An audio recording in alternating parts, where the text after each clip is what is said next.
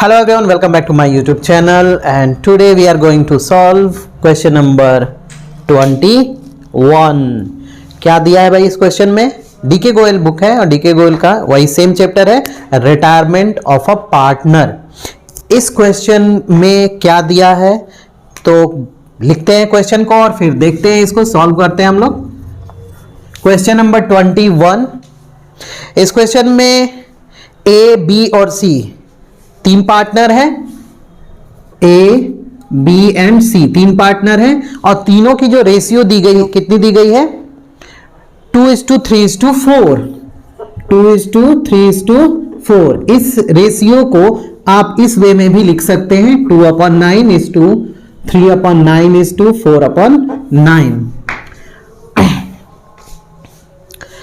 On 15th March 2018, B died and the new profit sharing ratio of A and C was 5:4. A and C will continue in the form only after B, यानी कि A और C का जो ratio है, new ratio, वो question में क्या कर दिया है, दे दिया है, और वो रेशियो कितना है? 5:4। B का जो डेथ हो रहा है वो हो रहा है 15th मार्च को, तो ये 31 मार्च को तो इसका डेथ हो नहीं रहा है, तो हम ये एज्यूम कर लेंगे कि 15 मार्च को ही गुडविल का वैल्यूएशन इतना किया गया है, जो क्वेश्चन में दिया है कितना है? 75,000। यानी कि जब डेथ हुआ है उसी डेट पे हम फाइनल सेटलमेंट कर रहे हैं। That form will not wait for 31 March. Okay, तो फॉर्म जो है 15 मार्च को, जिस दिन डेथ हो रहा है उसी दिन, मतलब उसी डेट पे फॉर्म जो है गुडविल का वैल्यूएशन कर रही है। और गुडविल कितना है फॉर्म का?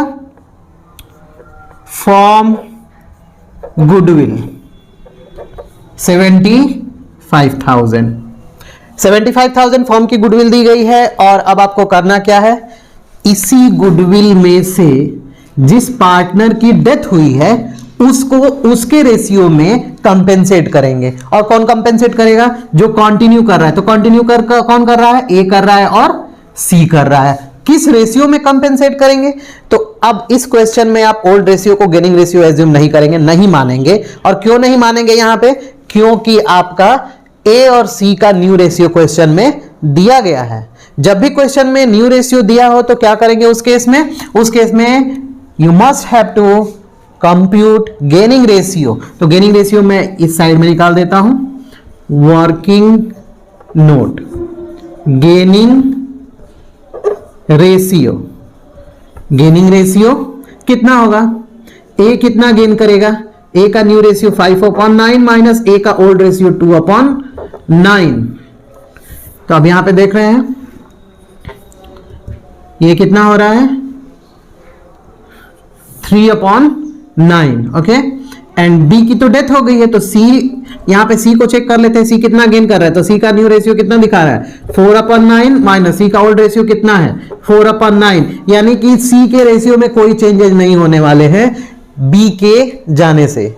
बी के डेथ से जो कंटिन्यू कर रहा है उसमें गेन कौन करेगा? केवल और केवल ए गेन करेगा, सी गेन नहीं करेगा। ठीक है, सी गेन नहीं करेगा। तो कंपेंसेट कौन करेगा इस गुडविल में से? उसके हिस्से का गुडविल, जिसकी डेथ हुई है, बी के हिस्से का गुडविल कौन कंपेंसेट करेगा? जो गेन करेगा वही कंपेंसेट करेगा। तो ए गेन कर रहा है तो ए कंपेंसेट करेगा। तो हम देखते हैं कितना आ रहा है बी के हिस्से का गुडविल। क्या लिखेंगे यहां पे? B share in goodwill. B share in goodwill how much? 75,000 into B का रेशियो कितना है? 3/9 है, 3/9 कर देते हैं यहां पे। 3 2 6, 3 5 15। 25,000 किसकी गुडविल है? बी के हिस्से की गुडविल है, जिसको कौन कंपेंसेट करेगा? केवल और केवल ए करेगा। तो जब हम गुडविल को कंपेंसेट करते हैं रिटायरिंग पार्टनर या फिर जिसकी डेथ हो गई है उसको, तो एंट्री क्या होता है? Gaining partner capital account debit to retiring और डेथ जिसकी हो रही है उसका कैपिटल क्रेडिट करते हैं। क्लियर है? तो क्या लिखेंगे यहां पे? ए गेन कर रहा है ना, एंट्री क्या होगी इस केस में? A's capital account debit to, death किसकी हुई थी? बी की। बी कैपिटल अकाउंट क्लियर है? कितना है? 25,000 लिख देते हैं यहां पे। Being goodwill amount is credited to B's capital account। B कौन है? डिसीज पार्टनर है, इसकी डेथ हो गई है, तो यहां पे ये इसका आंसर आ गया है।